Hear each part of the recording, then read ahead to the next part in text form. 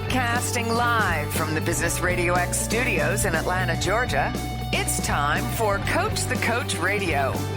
Brought to you by the Business RadioX Ambassador Program, the no-cost business development strategy for coaches who want to spend more time serving local business clients and less time selling them.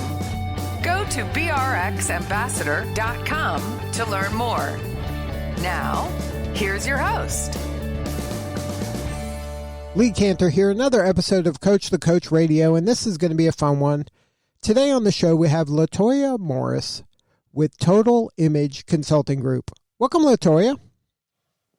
Well, thank you so much, Lee. I'm so excited to be here. Well, I'm excited to learn what you're up to. Tell us a little bit about Total Image Consulting Group. How are you serving folks? Sure. So, I like to tell people this. I'm going to just give you my little spiel.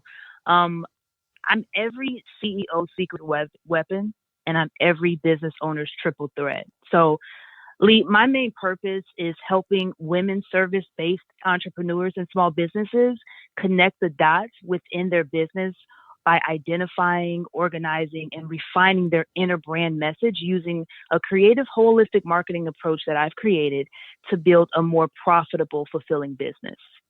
So now, where do you see people kind of getting their brand wrong?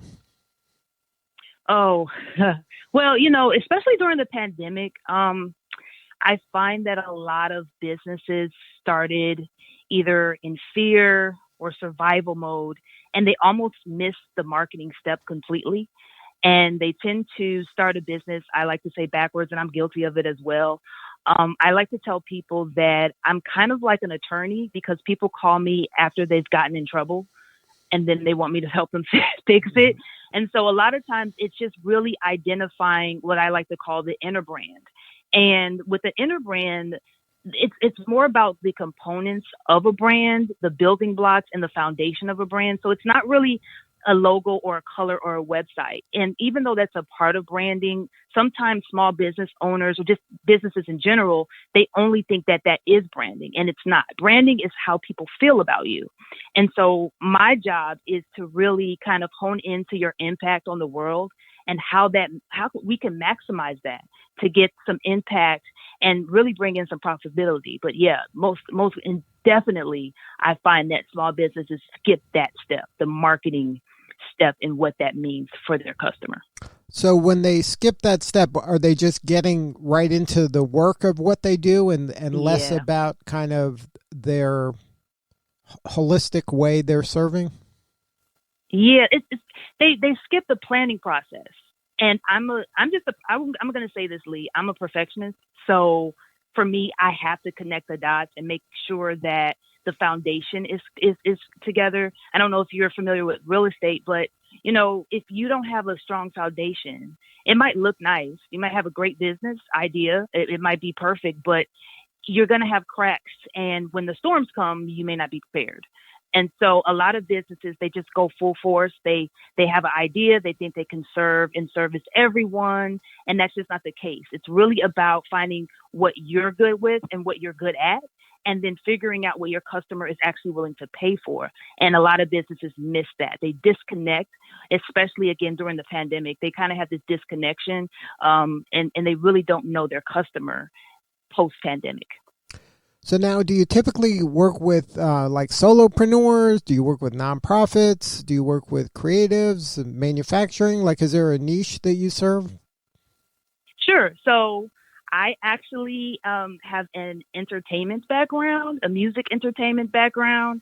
And so that's my first love. But I also started my first real business when I was in college, and that was retail. So I work with retail, preferably in beauty care. Entertainment, more so in the music. I also work with nonprofits, though, youth-based nonprofit organizations.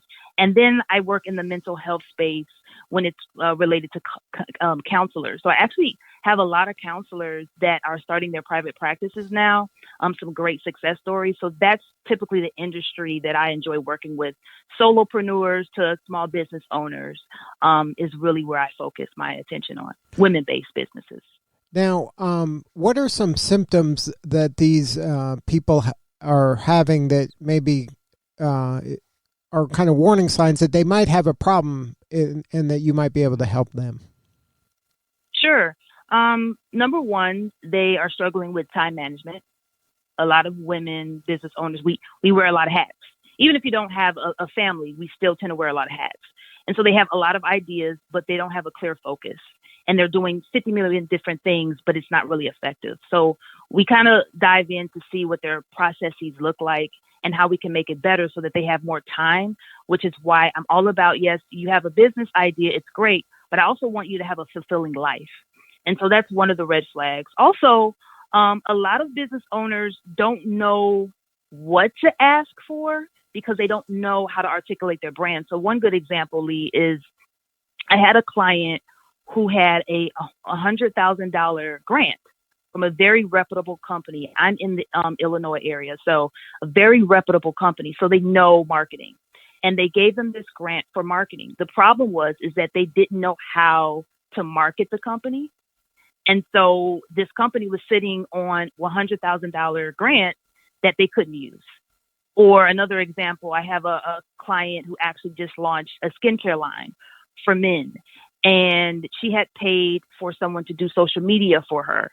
And they were paying about $600, $800 a month, but they really weren't developing or doing any content that spoke to their brand because they didn't know what to tell them. And they told me, they were like, that's my fault because I didn't know what to say or how to say it. And a lot of times people are really good at what they do, whether it's web development or logos, but they may not know how to, package that if you can't tell them.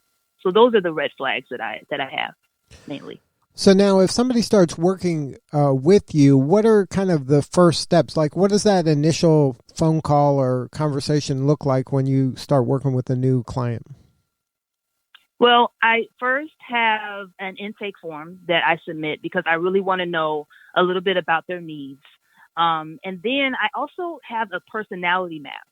And the purpose for the personality map is because I want to know their backstory. I want to know, how they were growing up. What prompted them to start a business? Were they around entrepreneurs? Do they have any mentors? And then that way, when I talk to them, I'm able to really connect with them. My goal is not to necessarily just have these set rules in place, but to meet them where they are and then try to get them to connect and come up a little bit in their thinking and thinking outside of the box. And then the first thing that I do when we talk is I have them write down their goals. And when we write down their goals, I actually have a section that I leave blank. And that's an exercise that I do because what I want to know is if they're doing what they're doing now, is it going towards their goal for the future? So it's an exercise that I see because a lot of times we have these really big goals, but if we keep doing what we're doing now, we're never going to be able to make that goal.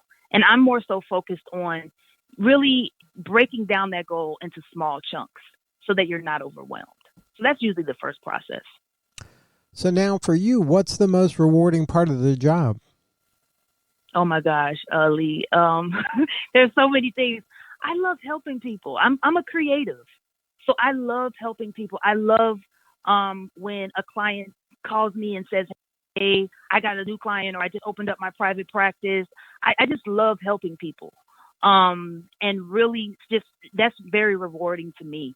And I'm an entrepreneur myself. So I just love business, and creating things is just something that I can literally do. My husband jokes, but I could talk about business all day, every day, probably. So you have to cut me off, but I just love helping people. And I love encouraging people too. A lot of women, entrepreneurs, they're probably the only entrepreneur that they know. So sometimes it could feel like you're alone and you don't have anyone to talk to as an entrepreneur. And so I like to be that team member that says, hey, I'm on your team. I understand. And you're not alone. Don't give up. You got this. So now when people work with you, are they working with you primarily one-on-one coaching, or is there group coaching, or are there different ways to engage with you? Yeah. So I do one-on-one coaching. I also have a team that coaches depending on the area because I deal with nonprofits as well. I do group coaching. Before the pandemic, I was actually doing more group coaching, but now we still do it, but we do it virtually still right now. So I do still offer that. And I also just launched a online course. So I will be doing more courses as well. So there's another opportunity for people to engage with me as well. So that should be launching. I thought it was going to be today, but yeah, that should be whenever they're finished doing whatever they have to do. So yeah, those are some of the areas in which I work with people. So now if somebody wants to learn more, have a more substantive conversation with you or somebody on the team, is there a website? Yes. So I have two websites. I have one that you can connect with me on a more personal level, and that's LatoyaMorris.com. And then my company website is Total Image, C as in cat, G as in goat.com. So you can visit either one of those websites. You can also email me at contact@LatoyaMorris.com, and I'll respond. Well, congratulations on all the success. You're doing such important work, and we appreciate you. Thank you so much. I'm grateful, and thank you so much for allowing me to come on your show.